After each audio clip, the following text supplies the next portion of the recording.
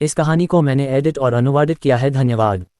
अध्याय 256। मेहरा, देखो। सोलोमन अचानक पीला पड़ गया। उसकी प्रसन्न अभिव्यक्ति भय में बदल गई थी क्योंकि उसने कांपते हाथ से शून्य की ओर इशारा किया था। यह क्या है? वहां, जल्दी करो, वहां देखो। सोलोमन की आवाज बिल्कुल अलग थी। शिट! आरव मेहरा ने सोलोमन की उंगली का अनुसरण किया, थोड़ा आश्चर्यचकित हुआ और अचानक शाप दिया।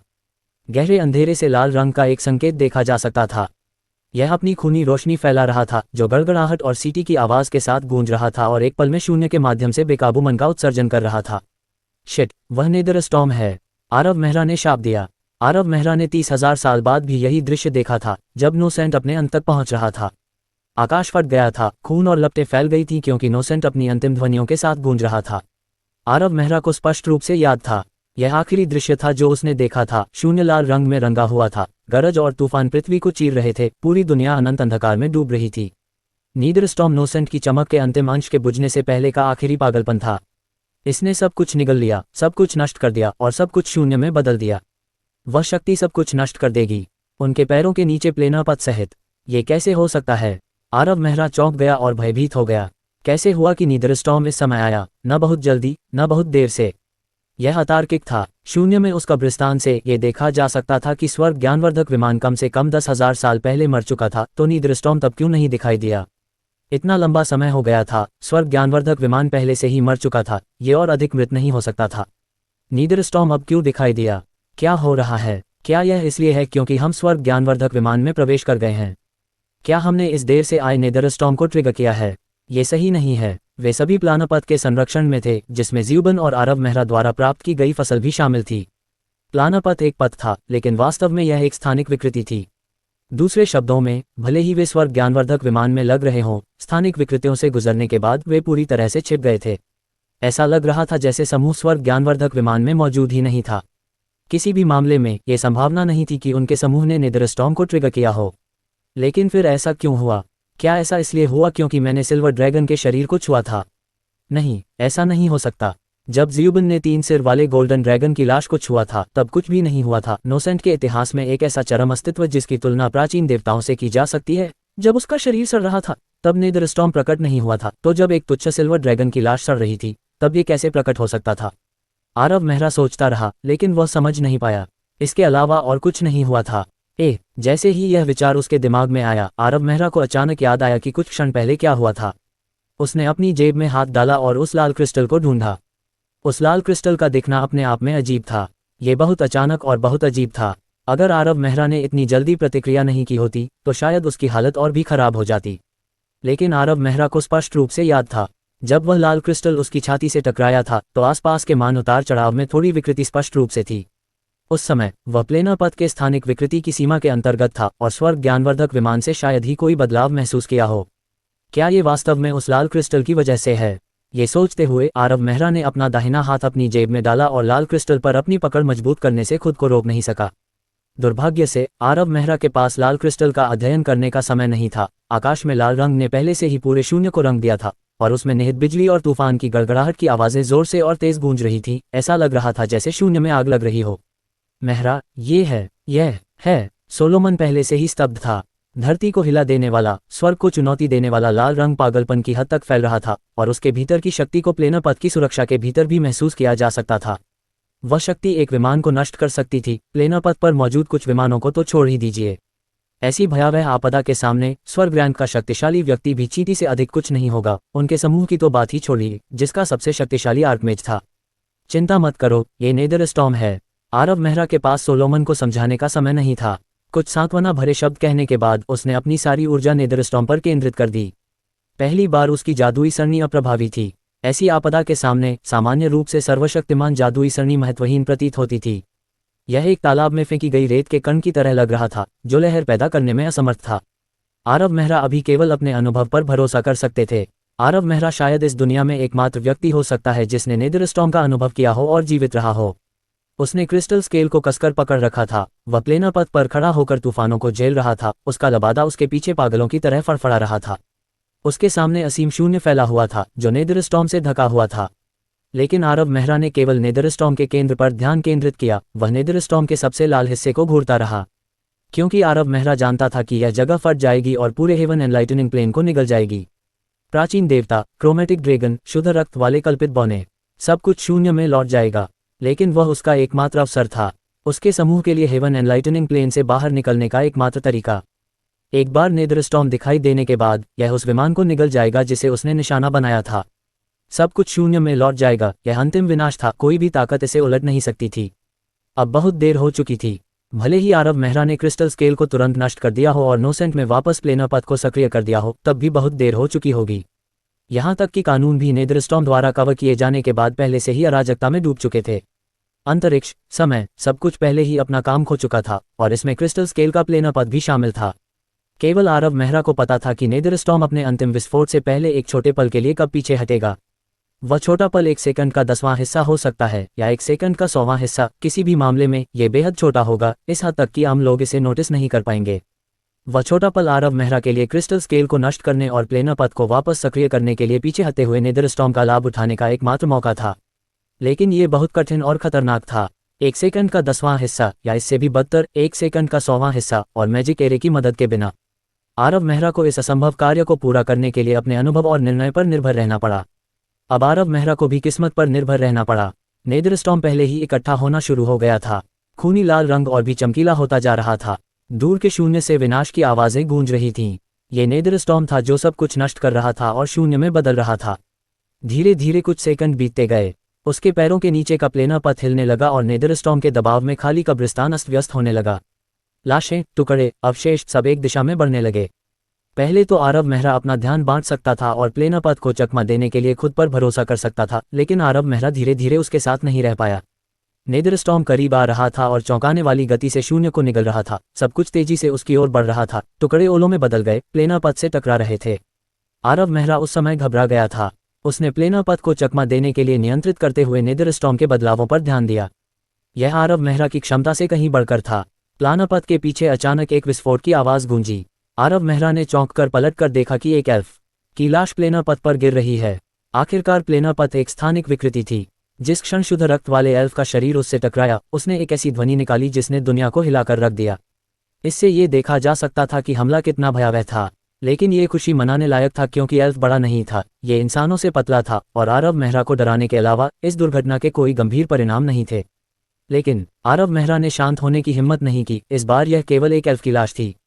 अगली बार क्या होगा? अध्याय 257। क्या होगा अगर अगली बार क्रोमेटिक ड्रैगन की लाश हो या किसी प्राचीन देवता की लाश? आरव मेहरा इस बात की गारंटी नहीं दे सकता था कि ऐसा नहीं होगा। ऐसे महत्वपूर्ण समय में आरव मेहरा केवल इतना ही कर सकता था कि अपने दांत पीसता और अपने नियंत्रण को अधिकतम तक बढ़ाता। उसने प्लानर पथ पर अपने नियंत्रण को उसकी सीमा तक बढ़ाया और इस खतरनाक तूफान के माध्यम से इसे आगे बढ़ाया। लेकिन वह अपनी सीमा तक पहुंच रहा था। आरव मेहरा, ये जादूगर जो इस युग से कहीं आगे निकल गया, फिर भी उस आपदा के सामने शक्तिहीन लग रहा था। आरव मेहरा अपनी पूरी कोशिश कर रहा था, लेकिन फिर भी वह नियंत्रण खो रहा था। प्लानर पथ के टुकड़े में एक के बाद एक 3 एल्वेन लाशें गिरीं।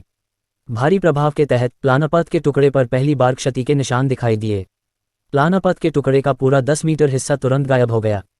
हथियार के टुकड़े और कवच के अवशेष प्लानर पथ के टुकड़े पर गिरे, जिससे उसमें छेद हो गए। आरव मेहरा को लगा कि आसपास की जगह की विकृतियां और भी अस्थिर होती जा रही हैं, जो कभी भी ढहने के लिए तैयार हैं। कई दर्जन मीटर लंबा प्लेनर पथ एक नाव की तरह लग रहा था, जो बड़ी लहरों से जूझ रही थी। तूफानों से घिरी विशाल लहरें उसे लगभग निगल रही थीं। प्लेनर पथ पर कोई भी बात नहीं कर रहा था। वे सभी आरव मेहरा को चिंता से देख रहे थे।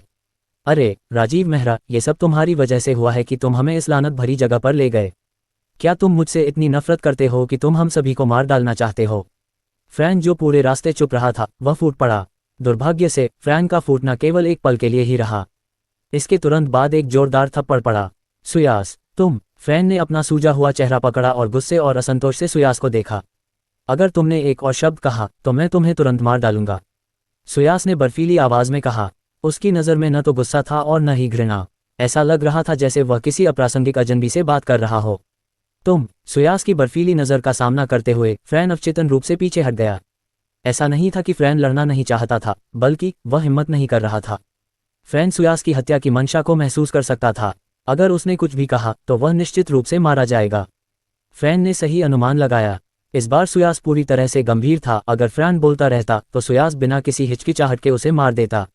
वर्तमान स्थिति ऐसी नहीं थी जिसे कोई आर्कमेज या हेवन मैज हल कर सकता था। ये पूरी दुनिया का विनाश था।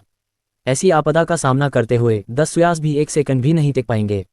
उनके पास एकमात्र मौका उस युवा महान जादूगर का अनुसरण करना था, केवल वही उन्हें इस आपदा से बाहर निकाल सकता था। अगर वह फ्रैन को अपने साथ भिड़ने देता तो शायद सभी फ्रैन के साथ दब जाते। इस प्रकार सुयास ने संघर्ष शुरू होने से पहले ही फ्रैन को दबा दिया। फ्रैन को चेतावनी देने के बाद सुयास धीरे धीरे चलकर आरव मेहरा के पास खड़ा हो गया। मेहरा, क्या मैं कुछ मदद कर सकता हूँ? जितने भी शॉट और अवशेष हो सकते हैं उन्हें नष्ट कर दो। आरव मेहरा ने यह जवाब देते हुए थोड़ा संकोच किया। आरव मेहरा की शक्ति अब पर्याप्त नहीं थी। मैजिक एरे पहले ही अपनी सीमा तक पहुंच चुके थे। वह पहले से ही अपने असाधारण नियंत्रण का प्रदर्शन कर रहा था, लेकिन वह जिस प्लेनर पथ को आगे बढ़ा रहा था वह अभी भी बहुत पीड़ित था। सुयास की मदद से दबाव कम हो जाएगा, लेकिन भले ही वह अपना सर्वश्रेष्ठ प्रयास करे, लेकिन इससे उतनी मदद नहीं मिलेगी। शॉट और टुकड़ों की बौछार की गति बहुत चौंकाने वाली थी। अगर सुयास उनसे बचना चाहता तो ठीक था, लेकिन उन्हें रोकना पूरी तरह से अलग बात थी। अगर इन टुकड़ों या अवशेषों से वह टकराता तो उसके बचने की संभावना बहुत कम होती। जोखिम बहुत ज्यादा था। आरव मेहरा का ये कहना सुयास को अपनी जिंदगी के साथ जुआ खेलने के लिए कहने जैसा था। ठीक है, कोई बात नहीं, सुयास ने वास्तव में सीधे जवाब दिया। सुयास के शामिल होने के बाद आरव मेहरा के शरीर पर दबाव काफी हद तक कम हो गया। आखिरकार वह एक महापुरुष था। हालांकि वह जरूरी नहीं कि आरव मेहरा का मुकाबला कर सके, लेकिन उसके उच्च पद द्वारा लाए गए शक्तिशाली मंत्र वास्तव में टुकड़ों को रोकने और आरव मेहरा को सांस लेने देने के लिए उपयुक्त थे। लेकिन आरव मेहरा ने अचानक देखा कि शून्य में नेदरस्टॉर्म अतुलनीय रूप से उज्ज्वल हो रहा है। वह खूनी लाल रंग एक आभा की तरह दिखाई दे रहा था। जल्द ही आरव मेहरा जानता था कि उसका एकमात्र अवसर जल्दी ही आ जाएगा। ये देखने के बाद आरव मेहरा तुरंत बाहर निकल आए और सुयास के साथ हाथ मिलाकर बहुत सारे मंत्रों का जाप किया, जिससे उनके चारों ओर एक जगह बन गई, जिससे उन्हें 10 सेकंड का समय मिल गया। फिर आरव मेहरा के सामने केवल 2 रास्ते बचे थे। अगर सब कुछ सुचारू रूप से चला तो आरव मेहरा उन 10 सेकंड के भीतर स्वर्ग ज्ञानवर्धक विमान को छोड़ने में सक्षम हो जाएगा। लेकिन अगर वे बदकिस्मत रहे तो वे कभी भी स्वर्ग ज्ञानवर्धक विमान को नहीं छोड़ेंगे। 10 सेकंड बाद शॉट फिर से प्लेनर पथ पर गिरेंगे। भले ही उस समय वह एक अवसर हो, आरव मेहरा के पास उसे पकड़ने की ऊर्जा नहीं होगी। धीरे धीरे सेकंड बीतते गए। आसमान में लाल रंग घना होता गया। वहां निश्चित रूप से जब उस सर्वनाशकारी तूफान की शक्ति अपने चरम पर पहुंची तो पूरा शून्य कुछ 10वें सेकंड के लिए पीछे हट गया। तब शून्य से एक भी मन महसूस नहीं किया जा सकता था। ये वह अवसर था जिसका आरव मेहरा को इंतजार था। जैसे ही शून्य से कुड़ा, आरव मेहरा ने क्रिस्टल स्केल में मन डाला। ये वह मन था जिसे आरव मेहरा लंबे समय से बचा रहा था। ये क्रिस्टल स्केल में घुस गया और तुरंत इसकी संरचना को नष्ट कर दिया। एक पल में वह उत्कृष्ट आध्यात्मिक जादू उपकरण सेट अनगिनत शॉट में बदल गया। उसी समय उनके आसपास की जगह पागलों की तरह मुड़ने लगी, क्योंकि एक विशाल शक्ति ने प्लेनर पथ को खींचना शुरू कर दिया। ऐसा लगा जैसे प्लेनर पथ को जबरन इस दुनिया से बाहर खींचा जा रहा हो। असीम शून्य विकृत हो रहा था, जिससे उन्हें पानी के नीचे होने का एहसास हो रहा था। इससे पहले की लहरें धीरे धीरे दिखाई देने लगे। उनकी आंखों के सामने की दुनिया अब असली नहीं थी। लाल और काले रंग की जगह धीरे धीरे लाल हो रही थी। शक्तिशाली नेदरस्टॉर्म एक के बाद एक लाशों को नष्ट कर रहा था और निगल रहा था, जो तुरंत शून्य में बदल गया।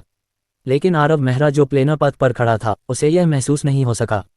जाहिर है सब कुछ स्पष्ट रूप से हो रहा था, लेकिन वह इसे महसूस नहीं कर सका। ऐसा लग रहा था जैसे वह एक शीशे के पीछे रहकर 2 जानवरों को एक दूसरे से लड़ते हुए देख रहा हो। खूनी गंध या हताश आभा से निपटने के बिना इस घटना का आनंद लेने में सक्षम होना। आखिरकार बच गए। आरव मेहरा को पता था कि यह इतना अजीब इसलिए था क्योंकि वे पहले ही स्वर्ग ज्ञानवर्धक विमान छोड़ चुके थे। उन्होंने जो कुछ भी देखा वह स्थानिक विकृतियों द्वारा लाया गया प्रतिबिंब था। सच्चा स्वर्ग ज्ञानवर्धक विमान नेदरस्टॉर्म के हमले के अधीन था, लेकिन अब उसका उससे कोई लेना देना नहीं था। क्रिस्टल स्केल को नष्ट करने के बाद आरव मेहरा ने प्लेनर पथ पर एक सीट ली और अल्केमिक मैना वर्लपूल का अध्ययन करना शुरू कर दिया।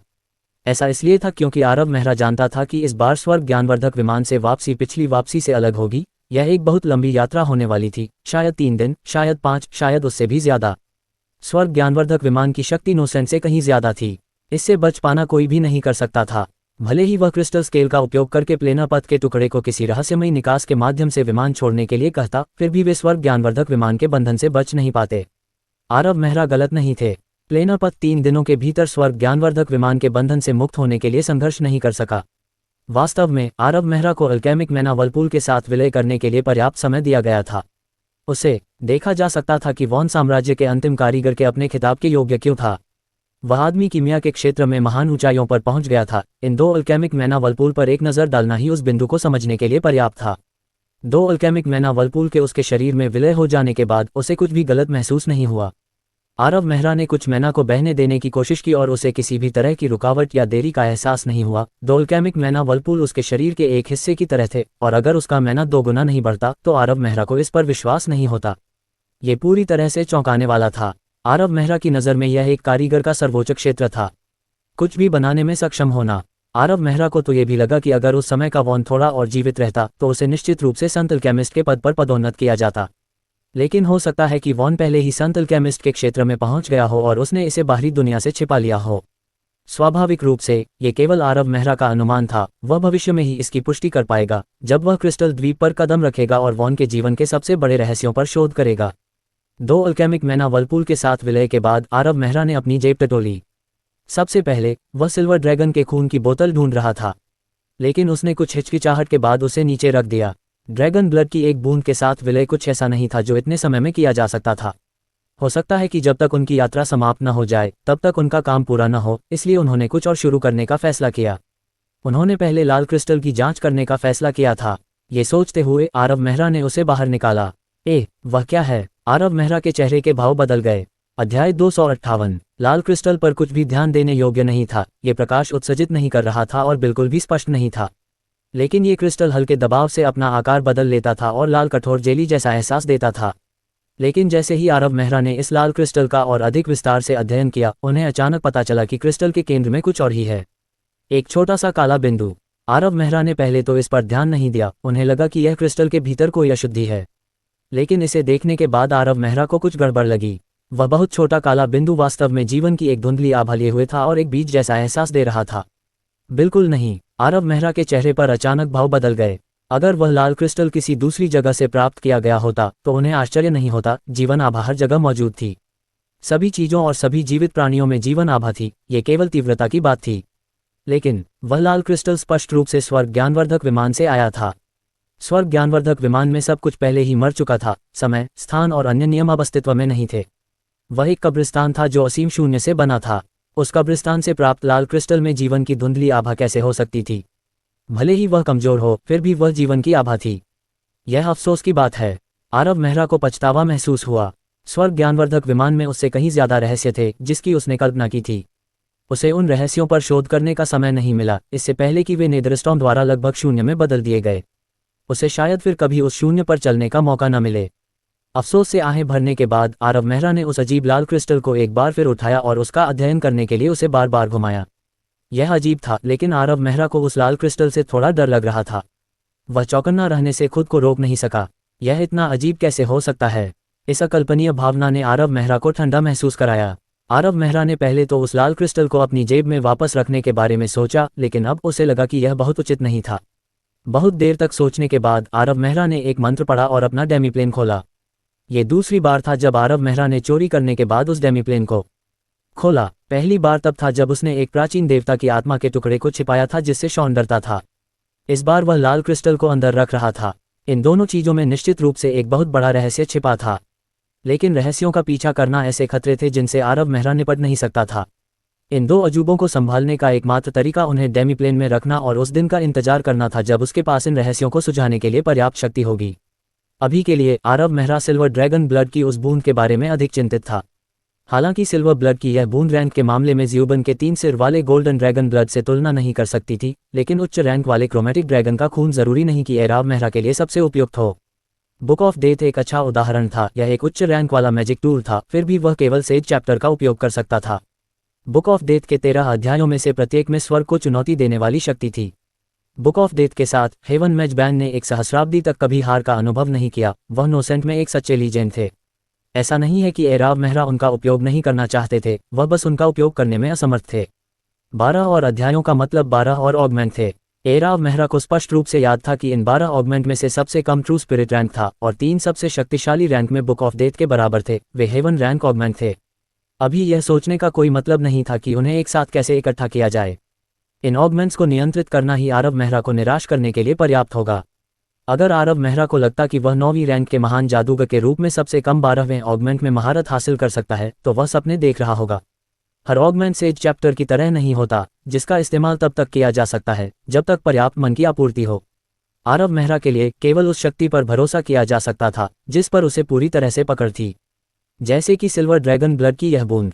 सिल्वर ड्रैगन ब्लड की यह बूंद मैजिक एरे को एक नए परिवर्तन से गुजरने और इसे एक नए स्तर पर ले जाने के लिए प्रेरित करेगी, एक नया क्षेत्र जो अतीत और भविष्य दोनों में कभी नहीं देखा गया था। आरव मेहरा को भी यह अजीब लगा। इस परिवर्तन को पूरा करने के बाद किस तरह का बदलाव होगा, यह उसे भी नहीं पता था। आरव मेहरा पहले प्रयास में बहुत सावधान थे। सिल्वर ड्रैगन ब्लड की बूंद पूरी तरह से मैना में लिपटी हुई थी, जबकि मैजिक एरे पूरी गति से घूम रहे थे, बार बार इसकी जांच कर रहे थे, हर बार विश्लेषण के लिए केवल कुछ रन वापस ले रहे थे। ये स्थिति 3 दिनों तक जारी रही। 3 दिन बाद आरव मेहरा को आखिरकार यकीन हो गया कि सिल्वर ड्रैगन ब्लड की यह बूंद बहुत ज्यादा खतरा नहीं होगी और धीरे धीरे मैजिक एरे के प्रतिबंधों को हटाकर व्यवस्थित विश्लेषण किया। चचेरा भाई, चचेरा भाई। लेकिन इस समय विलियम की आवाज सुनी जा सकती थी। अब बाहर आने का समय था। आरव मेहरा ने विश्लेषण बंद करने से पहले आह भरी, यह क्या है? चचेरा भाई, देखो। आने के बाद विलियम ने चुपके से इधर उधर देखा और अपनी जेब से कुछ रहस्यमयी चीज निकाली। ये कुछ दिन पहले मुझे मिली थी। आरव मेहरा ने उस चीज को निकाला और उसका अध्ययन किया। यह एक क्षतिग्रस्त शिखा थी। शिखा पर बना पैटर्न पहले से ही स्पष्ट हो चुका था और वह केवल ड्रैगन के सिर के साथ खून की एक बूंद को ही पहचान सकता था। आरव मेहरा ने भौहें सिकुड़ी और इस बारे में सोचा। उसकी यादों में ऐसी कोई शक्ति नहीं थी जो खून की एक बूंद और ड्रैगन के सिर को शिखा के रूप में इस्तेमाल करती हो। ये सोचते हुए आरव मेहरा ने संदिग्ध भाव से विलियम की ओर देखा। चचेरे भाई, ये मेहरा परिवार की शिखा है। विलियम बेहद उत्साहित लग रहा था क्योंकि वह कांपते हाथों से उस क्षतिग्रस्त शिखा को देख रहा था। क्या तुम कोई गलती नहीं कर रहे हो? आरव मेहरा को अच्छी तरह याद था कि गिल्डेड रोज में उस समय विलियम ने एक जलते हुए कर्मचारी की शिखा की ओर इशारा करते हुए उसे बताया था कि यह मेहरा परिवार की शिखा है। आधे साल से भी कम समय में मेहरा परिवार की शिखा कैसे बदल सकती है? नहीं नहीं चचेरे भाई, तीसरे राजवंश में मेहरा परिवार की शिखा ऐसी ही थी। तीसरे राजवंश में? आरव मेहरा हैरान रह गए। क्या तुम्हारे पिता ने तुम्हें नहीं बताया? अब विलियम को संदेह होने लगा। पहले कभी नहीं। ठीक है। हालांकि विलियम को यकीन नहीं हुआ, फिर भी वह अपनी खुशी को दबा नहीं पाया और मुस्कुराते हुए बोला, चचेरे भाई, हमारे मेहरा परिवार का इतिहास लोगों की जानकारी से कहीं ज्यादा पुराना है। अब लगभग सभी का मानना है कि मेहरा परिवार तब उभरा जब उन्होंने एक देश की स्थापना की, लेकिन वास्तव में हमारा इतिहास दूर के तीसरे राजवंश से जुड़ा है। हालांकि आरव मेहरा 1 साल से ज्यादा समय से मेहरा परिवार के सदस्य के रूप में रह रहे हैं, लेकिन उन्हें राजीव मेहरा की पारिवारिक पृष्ठभूमि के बारे में कभी चिंता नहीं हुई। आरव मेहरा को सिर्फ इतना पता था कि राजीव मेहरा एक बहुत बड़े परिवार से पैदा हुए थे और उनके पूर्वजों ने पिछले साम्राज्य के दौरान एक देश की स्थापना की थी और कुछ बड़ी उपलब्धियां हासिल की थीं, जिसके कारण पूरा परिवार एंडलूसा साम्राज्य की स्थापना के दौरान तेजी से आगे बढ़ा और साम्राज्य की शीर्ष शक्तियों में से एक बन गया। आरव मेहरा को इससे ज्यादा कुछ नहीं पता था। आरव मेहरा विलियम को ये कहते हुए सुनकर कुछ दिलचस्पी दिखाने से खुद को रोक नहीं पाए कि मेहरा परिवार का इतिहास तीसरे राजवंश से जुड़ा हुआ है। उन्होंने विलियम से आगे बढ़ने का आग्रह करते हुए क्षतिग्रस्त शिखा के साथ छेड़छाड़ की। मैंने अपने पिता को ये कहते हुए भी सुना कि उन्होंने परिवार की पैतृक भूमि में प्रवेश किया था और वहां गुप्त ग्रंथ देखा था। इसमें लिखा था कि मेहरा परिवार तीसरे राजवंश की शुरुआत में ही बढ़ रहा था और हमारे पूर्वजों में से एक ने चार्ल्स सम्राट का अनुसरण किया था। उस समय मेहरा परिवार ने अपने शिखा के रूप में रक्त की एक बूंद का उपयोग किया था। यह उस समय एक अद्भुत अंतर था। इसका मतलब था कि मेहरा परिवार ने ड्रैगन के खिलाफ युद्ध में भाग लिया था। उद्धरण चिन्ह ... उद्धरण चिन्ह। ये सुनकर मेहरा अपनी सांस रोके बिना नहीं रह सके। नोसेंट के इतिहास में अनगिनत नायक थे जिन्होंने ड्रैगन का वध किया था, लेकिन ड्रैगन के खिलाफ केवल एक युद्ध हुआ था। जीवन के सिंहासन के नीचे आखिरी लड़ाई में क्रोमेटिक ड्रैगन अपनी पूरी ताकत के साथ दिखाई दिए और शाही सेना के साथ एक हताश युद्ध लड़ा। आकाश और पृथ्वी लाल रंग में रंगे हुए थे और जीवन के सिंहासन के सामने शवों का ढेर लगा हुआ था, इससे पहले कि चार्ल्स सम्राट ने आखिरकार इसे टुकड़े टुकड़े कर दिया, जिससे क्रोमेटिक ड्रैगन और शुद्ध रक्त वाले एल्वेस शून्य में भागने पर मजबूर हो गए। इस युद्ध ने रजत युग के अंत और नश्वर युग की शुरुआत को चिन्हित किया। यह एक ऐसा युद्ध था जो बहुत लंबे समय से कहानियों में लिखा गया था। उस युद्ध में भाग लेने वाले शक्तिशाली लोग पहले से ही किंवदंतियां बन चुके थे। उनके नाम कवियों और मिनिस्ट्रेल द्वारा कविताओं में गाए गए थे और नोसेंट के हर कोने में फैल गए थे। आरव मेहरा ने पहले सोचा, भले ही मेहरा परिवार का इतिहास तीसरे राजवंश तक वापस जा सके, ये केवल एक कुलीन परिवार के रूप में ही होगा। लेकिन आरव मेहरा ने वास्तव में नहीं सोचा था कि मेहरा परिवार का इतना शानदार इतिहास था। वह एक ऐसा परिवार था जिसने ड्रैगन के खिलाफ युद्ध में भाग लिया था। पूरे नोसेंट में कुछ ही परिवार ऐसे थे जो उनके कुलीन वंश से तुलना कर सकते थे, लेकिन तीसरे राजवंश में ऐसा प्रमुख और कुलीन परिवार क्यों खत्म हो गया? आरव मेहरा को स्पष्ट रूप से याद था कि साम्राज्य के 13 प्रमुख परिवारों में कोई मेहरा परिवार मौजूद नहीं था। दुर्भाग्य से बाद में कुछ अप्रत्याशित दुर्घटना घटी। विलियम समझाता रहा क्योंकि आरव मेहरा भ्रमित हो रहा था। अध्याय 259। ड्रैकोनिक युद्ध के 100 साल बाद एक बहुत बड़ी आपदा हुई। मेहरा परिवार के लगभग सभी शक्तिशाली लोग रातों रात गायब हो गए। आरव मेहरा को यह सुनकर आश्चर्य हुआ। भले ही ड्रेकोनिक युद्ध में भाग लेने वाला एक शक्तिशाली परिवार एक सदी में ही खत्म हो गया हो, लेकिन ऐसा कैसे हो सकता है कि उनके शक्तिशाली लोग रातों रात गायब हो गए। इसके बाद मेहरा परिवार की स्थिति को बहुत बड़ा झटका लगा, साम्राज्य के शिखर से धूल में मिल गया। लेकिन मुझे इसकी उम्मीद नहीं थी। उस बड़ी आपदा से पहले मेहरा परिवार की शिखा वास्तव में एक खूनी ड्रैगन का सिर थी। यह ऐसी चीज है जो केवल पैतृक भूमि में गुप्त ग्रंथ के भीतर ही मिल सकती है। दूसरे शब्दों में, ये शिखा जो आपने मुझे दी थी संभवतः मेहरा परिवार के पूर्वजों में से एक की थी। आरव मेहरा ने उस क्षतिग्रस्त शिखा को बहुत देर तक देखा और फिर संदेह से पूछा, तुम्हें ये कैसे मिला? अरे, ये पहले की बात है जब आसमान लाल हो गया था। विलियम ने अपना सिर खुजलाया, वह चकित लग रहा था और उसने कहा, लेकिन मुझे विवरण याद नहीं है। मुझे केवल इतना याद है कि यह बहुत अव्यवस्थित था। हथियार के टुकड़े, कवच के टुकड़े और लाशें प्लेन पथ पर गिर रही थीं। छिपने के लिए कोई जगह नहीं थी, न ही कोई समय था। जब तक सब कुछ शांत हुआ, मैंने अपने पैरों के पास वह शिखा पाए। उद्धरण चिन्ह ... उद्धरण चिन्ह। आरव मेहरा अवाक रह गया। ज़्यूबान द्वारा 3 सिर वाले ड्रैगन के खून की बूंद को पाना एक बहुत ही भाग्यशाली संयोग था, लेकिन उसने उम्मीद नहीं की थी कि विलियम भी उतना ही भाग्यशाली होगा और इस कठिन परीक्षा के बाद मेहरा परिवार की शिखा पा लेगा। लेकिन ये शिखा, आरव मेहरा ने उस क्षतिग्रस्त शिखा को देखा और उसके भीतर एक अजीब शक्ति को महसूस किया। यह आत्मा जैसी शक्ति जैसा लगा। आरव मेहरा को आत्मा शक्ति के बारे में ज्यादा समझ नहीं थी, इसलिए कुछ देर तक कुछ भी पता न चलने के बाद उसने शॉन को आवाज लगाई, आओ लॉर्ड शॉन, उस शिखा को देखो कि कहीं कुछ अजीब तो नहीं है। ड्रैगन स्लेयर शिखा। शॉन को आरव मेहरा से ज्यादा पता था। जैसे ही वह शिखा उसकी नज़र में आए, उसने तुरंत कहा, इस चीज का एक गहरा इतिहास है, तुम्हें ये कहाँ से मिली? मैं तुम्हें बता रहा हूँ, 13 महान परिवारों द्वारा छोड़ी गई चीजें बहुत बुरी हो सकती हैं। वे शाही परिवार के रक्त रेखा अभिशाप जितनी तुच्छ नहीं हैं। अगर तुम किसी मुसीबत में पड़ गए और मर गए तो ये तुम्हारी चीज है, लेकिन मुझे अपने साथ नीचे मत खींचो। उद्धरण चिन्ह ... उद्धरण चिन्ह। आरव मेहरा ने कुछ सांसें ली और अपने नंगे हाथों से शॉन को वापस अपनी अंगूठी में दबाने की इच्छा को दबाने की कोशिश की। एक सेकंड रुको। लेकिन जैसे ही आरव मेहरा शॉन को सजा देने के बारे में सोच रहा था, शॉन ने कहा, ये सही नहीं है। उस खूनी ड्रैगन का सिर स्पष्ट रूप से विनाश के काले ड्रैगन का है, लेकिन उस समय ड्रैकोनिक युद्ध में भाग लेने वाले 13 महान परिवारों में से किसी ने भी विनाश के काले ड्रैगन के खिलाफ लड़ाई नहीं लड़ी। मैं कहता हूँ, यह एक नकली है। ज्यादा लंबी बातें मत करो। मैंने तुम्हें ये जांचने के लिए बुलाया था कि क्या उस शिखर पर कोई आत्मा शक्ति है, ताकि तुम परेशान न हो जाओ। आरव मेहरा दुखी होकर कोसते हुए बोले, तुमसे किसने पूछा कि यह नकली है या नहीं? तुमने बारोव की कब्र में इतना समय बिताया है, कौन जानता है कि समय के साथ तुम्हारा दिमाग खराब हो गया है। लेकिन भले ही उसने ऐसा कहा हो, आरव मेहरा शॉन की मन ही मन प्रशंसा करने से खुद को नहीं रोक पाया। शॉन की अंतर्दृष्टि स्पष्ट रूप से एक साधारण व्यक्ति से बेहतर थी। सच में 13 महान परिवारों में से किसी ने भी विनाश के काले ड्रैगन से लड़ाई नहीं की थी, क्योंकि उस समय ब्लैक ड्रैगन ऑफ डिस्ट्रक्शन का सामना करने वाला व्यक्ति साम्राज्य का सबसे शक्तिशाली कीमियागर डार्क सेज था। इसके बारे में सोचते हुए आरव मेहरा हैरान रह गया।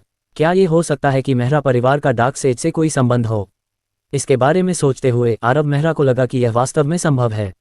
ड्रैकोनिक युद्ध के एक प्रतिभागी के रूप में चूंकि मेहरा परिवार ने अपने शिखा के रूप में एक खूनी ब्लैक ड्रैगन का सिर पीछे छोड़ दिया था, इसका मतलब था कि मेहरा परिवार ने सबसे अधिक संभावना ब्लैक ड्रैगन ऑफ डिस्ट्रक्शन से लड़ाई की थी, और इतिहास में ब्लैक ड्रैगन ऑफ डिस्ट्रक्शन से लड़ने वाला व्यक्ति डार्क सेज था।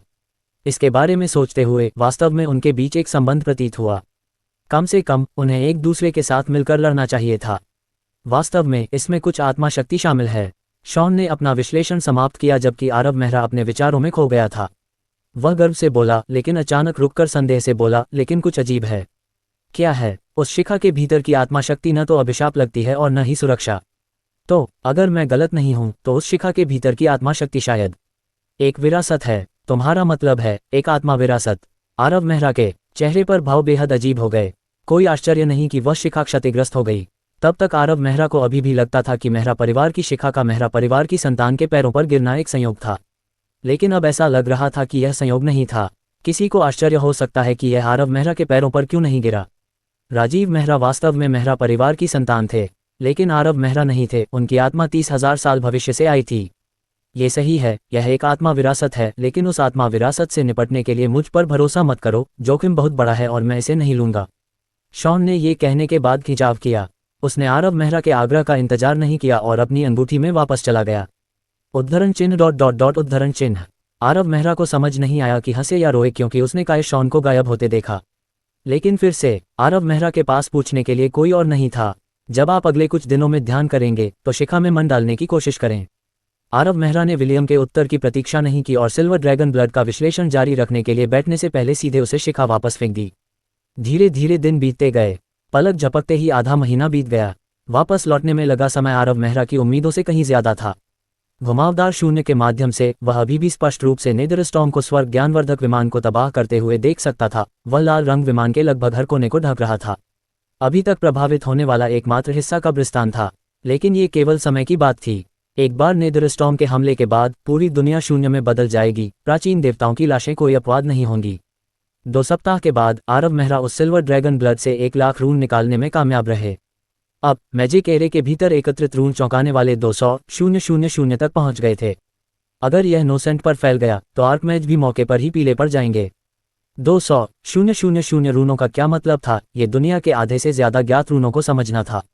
इन 200,000 रूनों के साथ जितने मंत्रों को जोड़ा जा सकता था वह बस आश्चर्यजनक था। जादू के युग के चरम पर भी इस तरह के असामान्य रून संचय को चौंकाने वाला बताया जाएगा। इससे पहले कभी किसी महान जादूगर ने इतने सारे रून इकट्ठा नहीं किए थे, यहाँ तक कि मैजिक एरे वाले भी नहीं। आरव मेहरा के शरीर के भीतर मैजिक एरे पहले से ही अपने अधिकतम तक फैल चुके थे, लेकिन फिर भी इन सभी रूनों को समायोजित नहीं कर सकते थे। आरव मेहरा स्पष्ट रूप से महसूस कर सकते थे कि उनके शरीर के भीतर 9 मैजिक एरे फूले हुए लग रहे थे। वे पर्याप्त रूप से कुशल नहीं थे और थोड़े सुस्त थे। आरव मेहरा जानते थे कि उनकी परिस्थितियां किसी ऐसे व्यक्ति की तरह थीं जिसने बहुत ज्यादा खा लिया था और चल नहीं सकता था। उनके पास केवल 2 विकल्प थे, उल्टी करना या पूरी तरह से पचाना। आरव मेहरा स्पष्ट रूप से इन रूनों से छुटकारा पाने के लिए तैयार नहीं थे, इसलिए वह उन्हें पचाने का ही विकल्प चुन सकते थे। महीने के उत्तरार्ध में आरव मेहरा प्लेनर पथ के शीर्ष पर बैठे रहे, अब और खड़े नहीं हुए। हर कोई आरव मेहरा द्वारा उत्सर्जित किए जा रहे चौंकाने वाले मान उतार चढ़ाव को महसूस कर सकता था, और ये मान उतार चढ़ाव कभी कम नहीं हुए। वह एक ऐसी मशीन की तरह थे जो कभी नहीं रुकती थी, लगातार अपने मान को संचालित करती रहती थी। आरव मेहरा ऐसी ही स्थिति में थे। आधे महीने तक उनके मैजिक एरे ने अथक परिश्रम किया, वे पूरी गति से काम करते रहे। बोझ और सूजन की भावना ने उन्हें शुरू में अक्षम और सुस्त बना दिया, लेकिन फिर मैजिक एरे ने तेजी से काम किया और अंत में हमेशा की तरह काम करने से पहले आरव मेहरा के विचारों का अधिक सटीक रूप से पालन किया। आमतौर पर आरव मेहरा को रुक जाना चाहिए था क्योंकि मैजिक एरे पहले ही ठीक हो चुके थे, लेकिन आरव मेहरा ने सामान्य का पालन नहीं किया। उन्होंने उन्हें पूरी गति से चलाना जारी रखा, क्योंकि उसे लगा कि जादू की सरणी पहले से ही रूपांतरित हो रही थी। आरव मेहरा अगले 10 दिनों तक नहीं हिला, लेकिन उत्सर्जित होने वाले मान उतार चढ़ाव और भी चौंकाने वाले हो रहे थे। इन 10 दिनों में चाहे वह सुयास हो, फैन हो, लिस हो या सोलोमन हो, वे सभी आरव मेहरा को हैरानी से देख रहे थे। उन्हें एक हल्का सा एहसास था कि एक बार जब वह युवा महान जादूगर अपनी आंखें खोलेगा तो नोसेंट की जादू प्रणाली एक बार फिर पलट जाएगी। अध्याय 260। और 10 दिन जल्दी ही बीत गए। आरव मेहरा अभी भी स्थिर था, लेकिन वे सभी हवा में एक अदृश्य दबाव महसूस कर सकते थे, बिल्कुल तूफान से पहले की शांति की तरह। दबाव ने उन्हें सांस लेने के लिए संघर्ष करने पर मजबूर कर दिया। प्लेनर पथ शांत था, वे सभी अपनी सांस रोके हुए थे और युवा महान जादूगर को चिंता और उम्मीदों के साथ देख रहे थे। एक के बाद एक दिन बीतते गए। युवा महान जादूगर द्वारा उत्सर्जित किए जा रहे मान में उतार चढ़ाव अधिक से अधिक चौंकाने वाले होते जा रहे थे, और यहाँ तक कि सुयास जैसे आर्कमेज भी अवाक महसूस कर रहे थे। ये मान में उतार चढ़ाव बहुत डरावने थे, वे लगभग मूर्त थे, सार की तरह। सुयास को लगा जैसे कोई विशाल पत्थर उस पर दबाव डाल रहा है, लेकिन जो अधिक भयानक था वह यह था कि यह विशाल पत्थर समय के साथ और भी भारी होता जा रहा था। दूसरे शब्दों में, उस युवा महान जादूगर के मान में उतार चढ़ाव बढ़ रहे थे। इससे उन्हें निराशा महसूस हो रही थी, ये लगातार बढ़ रहा था, जैसे कि कोई सीमा नहीं थी। सुयास कल्पना नहीं कर सकता था कि ये लगातार बढ़ते हुए मान उतार चढ़ाव किस स्तर तक पहुंचेंगे। वे सभी पीले पड़ गए और कमजोर लोग बहुत पसीना बहा रहे थे। उस युवा महान जादूगर द्वारा लाया गया दबाव बहुत अधिक था। कोई नहीं जानता था कि इसमें कितना समय लगेगा। समय अपना अर्थ खो चुका था। विकृत स्थान के माध्यम से देखा जा सकने वाला नेदरस्टॉर्म अब उनका ध्यान आकर्षित नहीं करता था। वे केवल वहां खड़े थे, डर से कांप रहे थे, अपनी मुट्ठियां कसकर बंद करके वे आश्चर्यजनक घटना के होने का इंतजार कर रहे थे। जैसे जैसे आरव मेहरा का मान मजबूत होता गया, आसपास के तत्व भड़क उठे। गड़गड़ाहट और सीटी बजती आंधी सुनी जा सकती थी क्योंकि असीम मान प्लेनर पथ को भर रहा था। वे सभी महसूस कर सकते थे कि यह युवा महान जादूगर उच्च जादूगर क्षेत्र में कदम रख रहा था। नोसेंट के इतिहास में उच्च जादूगर बनने वाले अनगिनत जादूगरों में से ये वह था जिसने सबसे चौंकाने वाली गति के साथ ऐसा किया। मनोन्मत्त रूप से एकत्रित हुआ और फिर उस युवा महान जादूगर ने अपने 9 जादुई संचालन रूनों को एक में मिला दिया और फिर उच्च जादूगर क्षेत्र में प्रवेश किया। आरव मेहरा, जो 1 महीने से थोड़ा अधिक समय से वहां बैठा था, उसने आखिरकार अपनी आंखें खोलीं। अचानक सभी को एक गड़गड़ाहट की आवाज सुनाई दी, जैसे कि क्षितिज में एक तीव्र प्रकाश फैल गया हो। ऐसा लग रहा था कि उस पल में सब कुछ जम गया था। बढ़ती हुई गड़गड़ाहट, सीटी बजाती हुई हवाएं, बहता हुआ मन, वे सभी गायब हो गए थे। वह युवा उच्च जादूगर अब शांति से वहां खड़ा था। उसके शरीर से मन का एक भी उतार चढ़ाव नहीं निकल रहा था। मन का कोई निशान नहीं था, मानो वह एक साधारण व्यक्ति हो। लेकिन जब उसने अपनी आंखें खोलीं, उन्हें ऐसा लगा जैसे वे सितारों को गिरते हुए, सृजन और विनाश, अंतहीन रूनों को तैरते हुए देख रहे हों। मैंने कितना समय लगाया? यह एक सरल प्रश्न था, फिर भी किसी ने उत्तर नहीं दिया। अभी भी सो रहे ज़्यूबन और विलियम के अलावा, जो मेहरा परिवार के शिखर से जुड़ने की कोशिश कर रहे थे, कुछ अन्य लोग आरव मेहरा को भय और चिंता से देख रहे थे। वह एक अवर्णनीय दबाव था। अंत में सोलोमन, जो आरव मेहरा से सबसे अधिक परिचित था, बाहर खड़ा था, 1 महीने और 10 दिनों से थोड़ा कम। इतना लंबा। आरव मेहरा ने भौहें सिकोड़ी। उसने प्लेना पथ की विकृतियों पर नजर डाली और नेदरस्टॉर्म को देखा, जो अभी भी पागलों की तरह स्वर्ग ज्ञानवर्धक विमान को निगल रहा था। विमान पहले ही शून्य में बदल चुका था, केवल कब्रिस्तान बचा था। ये थोड़ा अजीब था। जब आरव मेहरा ने सिल्वर ड्रैगन ब्लड की बूंद का विश्लेषण करना शुरू किया, तो नेदरस्टॉर्म ने पहले ही विमान पर आक्रमण करना शुरू कर दिया था। लेकिन सोलोमन के अनुसार लगभग 2 महीने पहले ही बीत चुके थे, फिर भी वह कब्रिस्तान बरकरार था और अभी भी नेदरस्टॉर्म के खिलाफ संघर्ष कर रहा था। ये नेदरस्टॉर्म था। क्या कब्रिस्तान में नेदरस्टॉर्म से लड़ने में सक्षम कोई शक्ति हो सकती है? मेहरा। जब आरव मेहरा अपने विचारों में खोया हुआ था, सुयास ने सावधानी से उसे पुकारा। क्या है, सर सुयास? आप? दिखाई देने वाली सभी घटनाओं को याद करते हुए सुयास ने घुटन महसूस की। जब वह आखिरकार होश में आया, तो उसने संदेह से पूछा, आप पहले से ही एक उच्च जादूगर हैं, है न? हाँ। आरव मेहरा अचानक हंस पड़ा जब उसने ये सवाल सुना। हंसने के बाद उसने सिर हिलाया, कम या ज्यादा। संतोषजनक उत्तर प्राप्त करने के बाद सुयास ने मामले को आगे नहीं बढ़ाया। उसने चुपचाप पीछे हटने से पहले केवल आरव मेहरा को बधाई दी। लेकिन वह उतना शांत नहीं था जितना वह सतह पर होने का दिखावा कर रहा था। 9वीं रैंक के महान जादूगर के रूप में मेहरा पहले से ही उस अजीब लॉ की शक्ति पर भरोसा करके फ्रेंड जैसे आर्कमेज को हरा सकता था। अब 9 मैजिक कंडक्टिंग रून्स के एक साथ मिल जाने के बाद उसकी ताकत को केवल भयावह ही कहा जा सकता है। भले ही वह उस अजीब लॉ का उपयोग न करे, फिर भी वह लड़ने की शक्ति के मामले में आर्कमेज के बराबर होगा। अब ये साबित हो गया था कि उसके पिछले विकल्प सही थे। अगर वह इस यात्रा के दौरान दृढ़ नहीं रहता और उस युवा उच्च जादूगर के प्रतिशोधी स्वभाव के साथ सभी फसल को छोड़ देता, तो उसे जल्द या बाद में अपने कर्ज को चुकाने के लिए फ्रैन की तलाश करनी पड़ती। उस दिन फ्रान निश्चित रूप से समाप्त हो जाएगा। उस अजीब जादू के उपकरण को खोने के बाद फ्रान पहले से ही 5वीं रैंक के उच्च जादूगर स्तर पर गिर गया था। वह उस युवा उच्च जादूगर के एक मंत्र को संभालने में सक्षम नहीं होगा। यहाँ तक कि अगर वे एक साथ मिल भी जाते, तो वे उसे संभालने में सक्षम होने से बहुत दूर होते। सौभाग्य से मैंने सही निर्णय लिया। सुयास अंदर ही अंदर खुश होने से खुद को रोक नहीं सका। इस समय आरव मेहरा ने कब्रिस्तान की ओर देखा। असीम शून्य पहले से ही लाल रंग का था। नेदरस्टॉर्म एक तूफानी समुद्र की तरह था, जो लगातार उस शून्य कब्रिस्तान से टकरा रहा था। प्रत्येक लहर पिछली लहर से अधिक भयंकर और हिंसक थी। भले ही वे एक विकृत स्थान से अलग हो गए हों, आरव मेहरा एक भयानक बल को महसूस कर सकता था जो उसे हिला रहा था। वह विमान था जो अब नेदरस्टॉर्म का विरोध और मुकाबला करने में सक्षम नहीं था। हाँ, आरव मेहरा ने सब कुछ देखा और अंदर ही अंदर आहें भरने से खुद को रोक नहीं पाया। चाहे वह कब्रिस्तान कितना भी प्रतिरोधी क्यों न हो, वह नेदरस्टॉर्म द्वारा निगले जाने के भाग्य से बच नहीं सकता था।